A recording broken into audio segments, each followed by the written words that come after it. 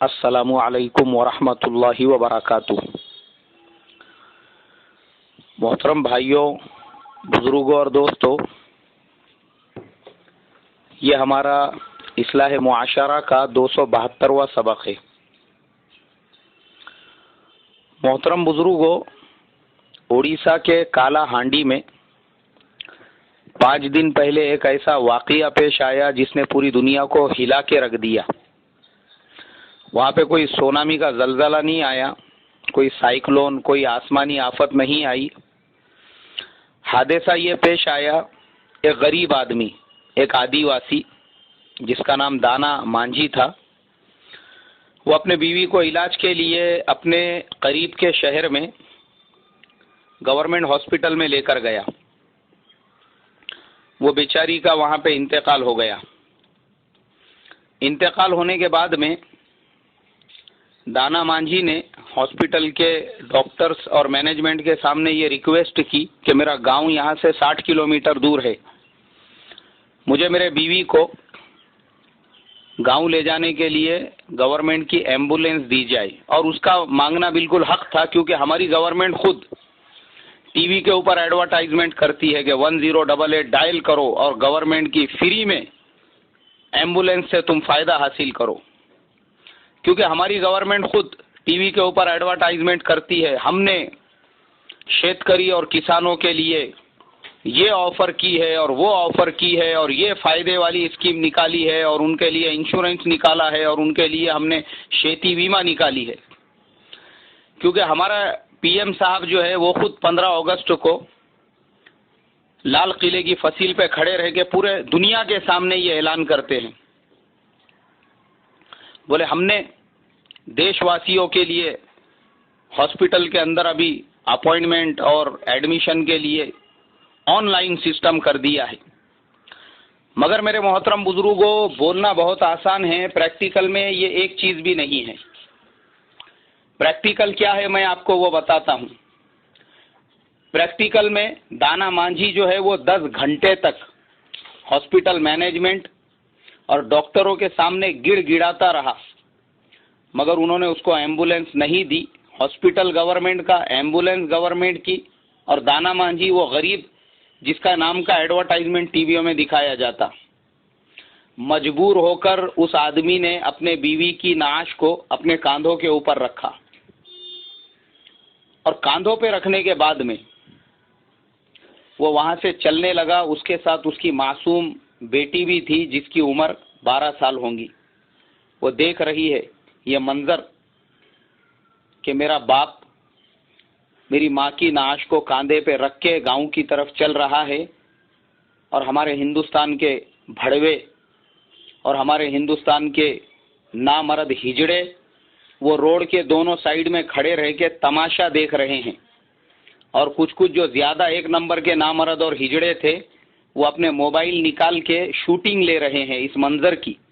यानी उन जानवरों के दिलों में ये रहम नहीं पैदा हुआ कि एक इंसान मय्यत को, अपने बीवी की नाश को लेके जा रहा है, तो हम कम से कम उसका साथ देते, या कम से कम उसके लिए गाड़ी का इंतजाम करते, या हॉस्पिटल मैनेजमेंट से जाके बात करते कि भाई क्यों इसको एम्बुलेंस नहीं दी जा रही है।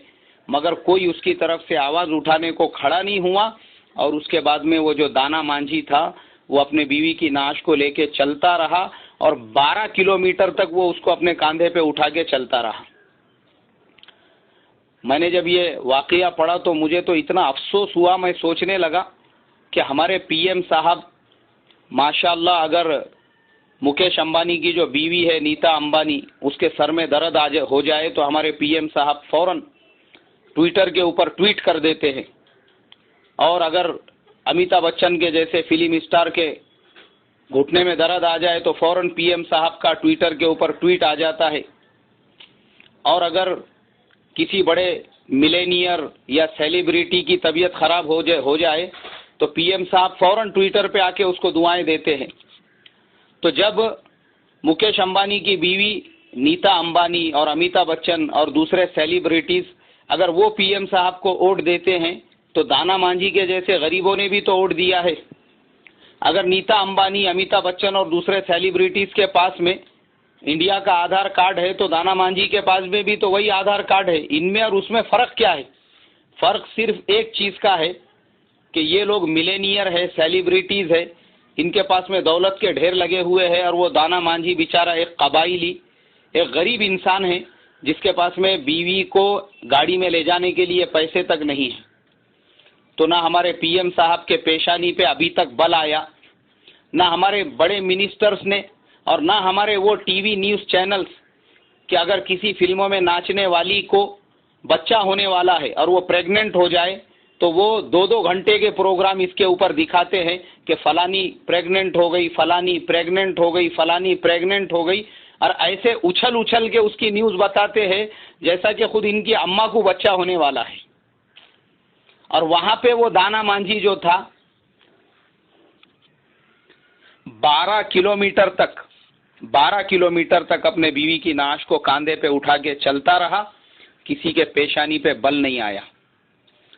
वहाँ पे फिर कुछ कॉलेज के नौजवान, उन्होंने देखा कि एक आदमी कोई चीज़ अपने कांधे पे उठा के ला रहा है, उन्होंने पूछा, तब पता चला तो उन बच्चों ने, ये हमारे मुल्क का न्यू जनरेशन है, ये हमारा फ्यूचर है, उन बच्चों ने वहाँ पे चंदा जमा किया और वो कॉलेज स्टूडेंट्स ने पैसे जमा करके गाड़ी मंगा के दाना मांझी को उसके गांव की तरफ रवाना किया। अभी तक हमारे पीएम साहब ने उसके ऊपर कोई एक लफ्ज भी बोला नहीं, मगर मैं तारीफ करूंगा इंडिया से 4000 किलोमीटर दूर बैठे हुए बहरीन के प्रिंस सलमान अल खलीफा, वो ये मंजर टीवी के ऊपर देख रहे थे। उनको जब पता चला कि वो अपने कांधे पे अपने बीवी की नाश को सिर्फ इसलिए ले जा रहा है कि उसके पास में गाड़ी करने के पैसे नहीं थे, उन्होंने वहीं पे रोना शुरू कर दिया। उनकी आंखों से आंसू जमीन के ऊपर गिर गए और फौरन उन्होंने अपना फ़ोन उठाया, और फ़ोन उठाने के बाद में उन्होंने फ़ोन करके जो है यहाँ पे दिल्ली के अंदर बहरीन एम्बेसी को ऑर्डर दिया और कहा कि क्या इंडिया में इतनी गरीबी है कि एक आदमी के पास में बीवी की मैयत को घर पे ले जाने के लिए एम्बुलेंस के लिए पैसे नहीं है, या इंडिया की गवर्नमेंट अपने देशवासियों के लिए इतनी भी सहूलत नहीं दे सकती कि वो एम्बुलेंस के अंदर उसकी नाश को उसके घर तक पहुंचा सके। फौरन तुम लोग दाना मांझी के घर पे जाओ, मेरी तरफ से उसकी पूरी मदद करो, उसको अगर रहने के लिए घर नहीं है तो घर दो, और फाइनेंशियल उसको पूरा हमारी तरफ से सपोर्ट करो। बहरीन एम्बेसी के लोग निकले दिल्ली से और दाना मांझी के घर पे गए। मैं तारीफ करूंगा उस प्रिंस की, खलीफा सलमान अल खलीफा, कि उनके दिल में रहम पैदा हुआ। और इसीलिए मेरे मोहतरम बुजुर्गों, अरबों में सबसे बड़ी सिफत जो है अल्लाह ने जो दी है, रहम की और बराबरी की और मसावात की, अल्लाह ने ऐसे ही बरकतों के खजाने नहीं खोल दिया। अगर हम 70 साल पीछे जाकर देखेंगे, वो बहरीन के लोग बकरियां चराया करते थे। वही बहरीन के लोग जिस वक्त में इंडिया आज़ाद हुआ उस टाइम पे उनके पास में खाने के वांदे थे, लेकिन आज हम देख रहे हैं उन्होंने अपनी रियाया के साथ में प्यार का, मोहब्बत का, और उन्होंने अपने मुल्क के रहने वालों के लिए घरों का और खाने पीने की चीज़ों का और दवाखानों का, रास्तों का, हर चीज़ का जब इंतज़ाम किया तो अल्लाह ने बादशाहों के उम्रों में और हुकूमतों में भी बरकतें दी और मुल्क के रहने वालों को इतनी खुशहाली दी कि आज भी अगर आपको एक बहरीन का दीनार खरीदने का है तो $3 देना पड़ते हैं। और उसी के कंपैरिजन में अगर हम हमारे मुल्क को देखेंगे, हमको भी आज़ाद होकर 70 साल हो चुके हैं, लेकिन हमने जब आज़ादी हासिल की थी हमारे यहाँ पे उस वक्त में ही डेवलपमेंट अंग्रेज़ों ने पूरी तरह से कर दिया था। लेकिन आज $1 अगर हमको खरीदना है, उस वक्त में $4 के अंदर एक इंडियन रुपया आता था, लेकिन आज हमारा इतना बुरा हाल है, 70 रुपये देने के बाद में हमको $1 मिलता है। हमारी करेंसी इतनी बुरी तरह से गिर चुकी है, गरीबी का वही हाल है, वही परेशान हाली है। मेरे मोहतरम बुजुर्गों, हम यानी मैं ये जो हमारे साथ में हो रहा है, किस वजह से? इसी वजह से क्योंकि हमारे मुल्क में हमने आज तक जिनको अपना पीएम बनाया, जिनको अपना बादशाह बनाया, उन्होंने अपनी फिक्र की, अपने लिए 10-10 लाख के सूट सिलवाए, अपने लिए प्राइवेट जेट के ऑर्डर दे दिए, उन्होंने अपना सोचा।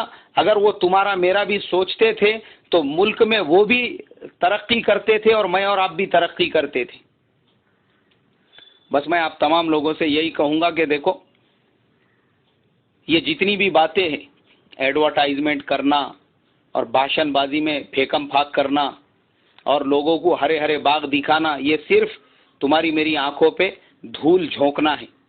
हमारे सामने 2017 उत्तर प्रदेश का इलेक्शन, पंजाब का इलेक्शन, महाराष्ट्र, बॉम्बे कॉरपोरेशन, नगर परिषदों के इलेक्शन हैं। आपको तय करना है आपको कौन सा लीडर चाहिए, जो अपने पीछे आधा आधा डजन भड़वों की फौज लेके घूमने वाला, या आपके साथ आपका हाथ पकड़ के तहसील ऑफिस में चलने वाला, पुलिस स्टेशन में चलने वाला, कलेक्टर ऑफिस में आने वाला, आपकी मदद करने वाला, गवर्नमेंट से मिलने वाली हर स्कीम, हर ऑफर आपके दरवाजे तक पहुंचाने वाला। अगर आपको ऐसा लीडर चाहिए, ये आपको वोट देने से पहले तय करना है। अल्लाह मुझे आपको अमल की तौफीक अता फरमाए। अस्सलामु अलैकुम व रहमतुल्लाहि व बरकातुहू।